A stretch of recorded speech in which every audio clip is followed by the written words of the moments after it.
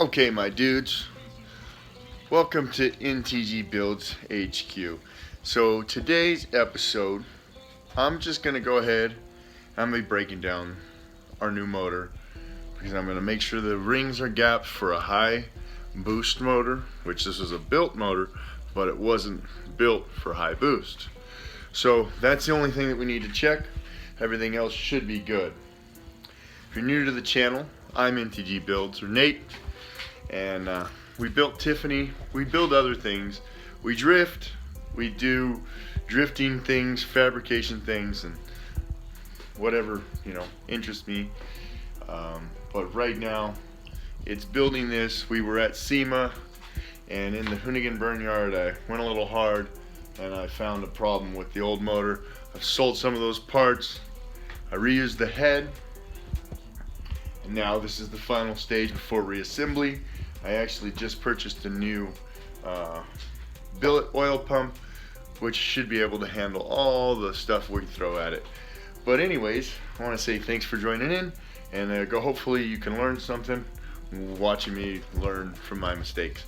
So yeah, let's get to it. Okay guys, so we're gonna go over the list here. I'm gonna try to just stay up on this for this build, because I said I'd do it last time. I'm up against the schedule again, so I don't know how well I will do at actually keeping up with this. But we have a board. I probably didn't spell everything correctly, and that's also because I don't, whatever. If it is, tell me about it. I'd love to hear about it. So here's the things to do list before assembly. Clean shop. I did that yesterday. We're going to paper off the tables here in a second. We're going to label all the pistons and rods and rod caps and even main caps. Then we're going to even label where 1 and 4 is on the block, just to make sure there's no confusion, so everything marks up, everything goes back. Then we'll break it down.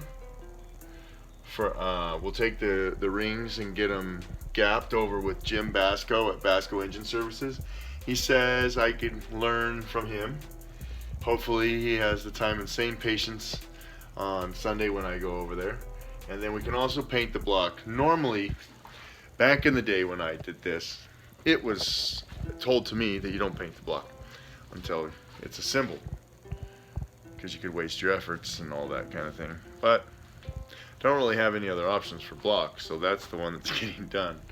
But it's a good reason, but I don't have anything else to do. If I have that time, I don't have my grinder, might as well get it done. So that is what we're gonna do. We've cleaned the I almost marked it off with a Sharpie, but we have cleaned the shop.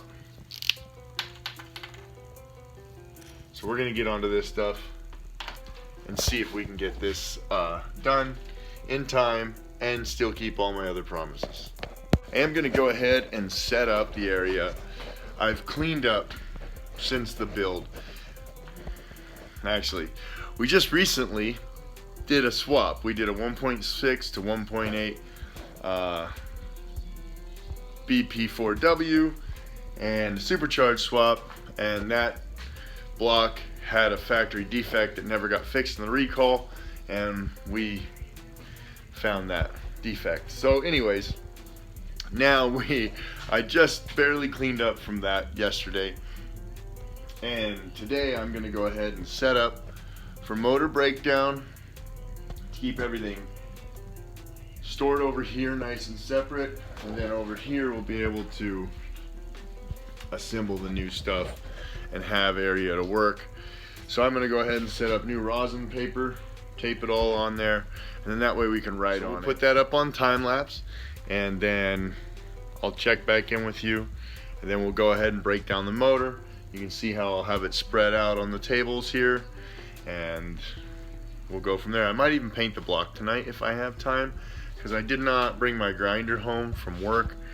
So irritated with myself, but I'm going to do something else with my time.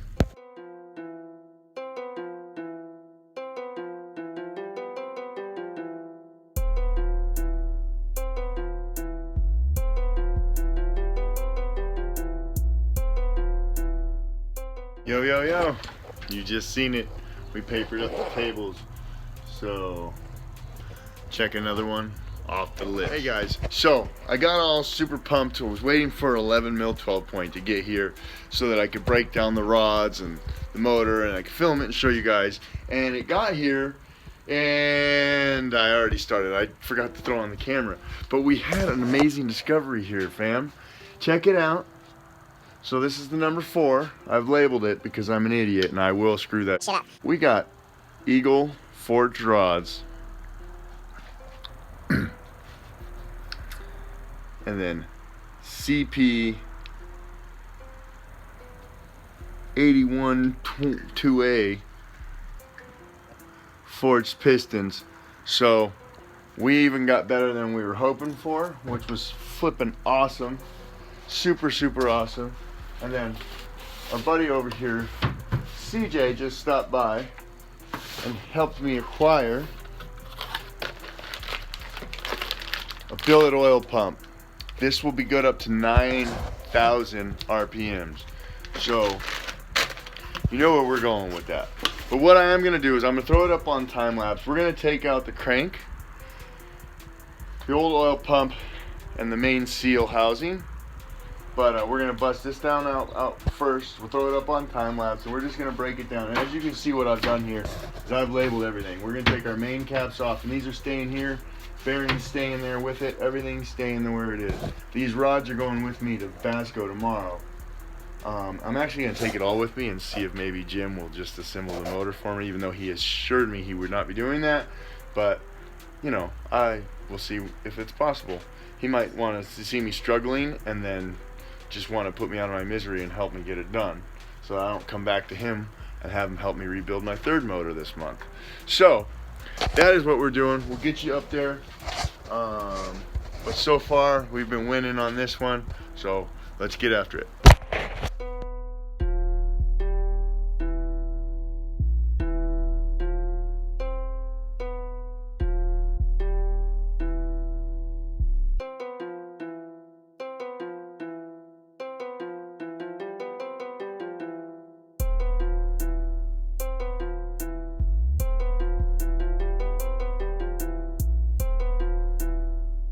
Alright guys, so we did it. CJ's gonna go ahead and start popping the caps off and put them in the right order. So that's a 1. See how they've run? Look, not too bad. It's even at least. There's 2. Oop. That one's got a little shiny in it. Yeah, well, you know. Can't At least I'm getting good at taking these in and out of the car. Don't mind having to change bearings. The whole freaking build One's not too bad. that I don't want to do anymore, but I'll change some bearings. And then the other thing, if you look, there's a little nub that points forward. That's how the direction's supposed All to of be. them do that, right?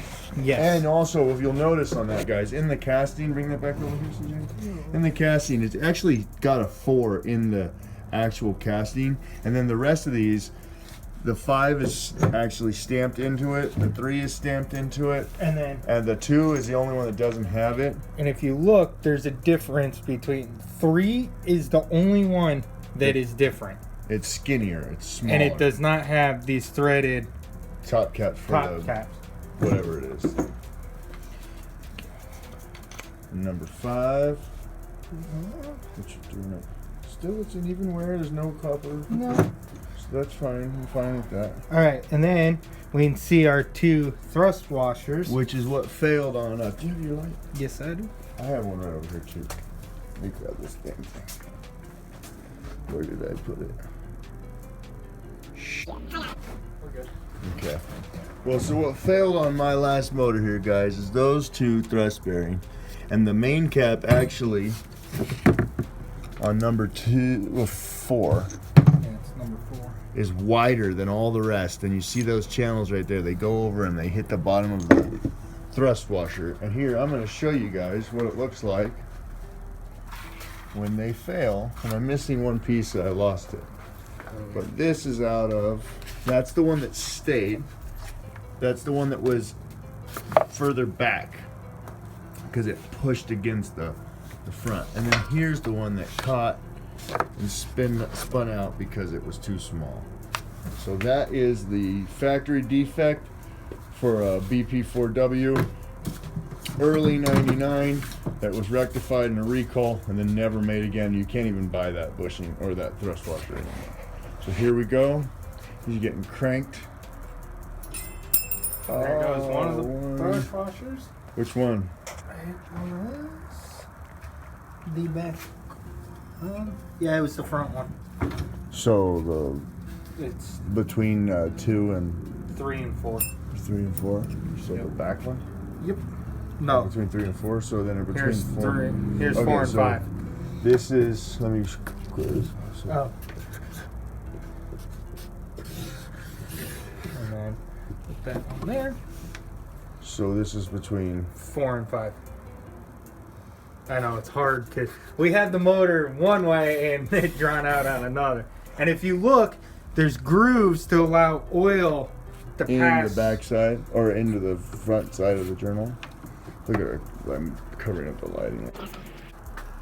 Like an a-hole. So there we go. We gotta pop those out and set those. That one is missing. It came off. It's on the crank right there. No, it's right here. It's the front one. oh, all the way in the front. So that goes See, in, that's the other thing you guys that have goes to in. watch out for is they like to stick. Here, hold that. Yes. And then, because I'm blocking the light. So this is number 1. Yep. And this is staying with number 1. And it can only go in one way, so it's not a big issue here.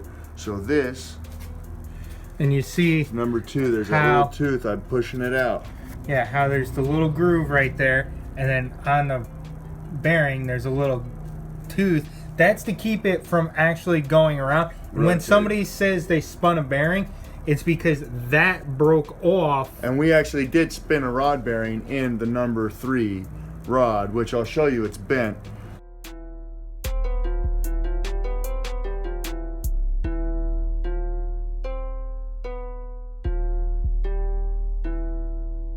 As well. And the reason that you don't want it to spin, number 1 of them, is the oil journal hole Will get blocked. will get blocked, and then you're not getting anything. Otherwise, it wouldn't really matter, right? Because as long as there's oil getting into it and the thing's the right size and shape, it should work. But that, and like on LS motors, you'll see those are elongated. It gives you a little bit more play when you're setting it. But here's a number 2, and I'm making sure I'm staying on the same side. Number 3, same side, so everything stays in order. Number 4, and number 5.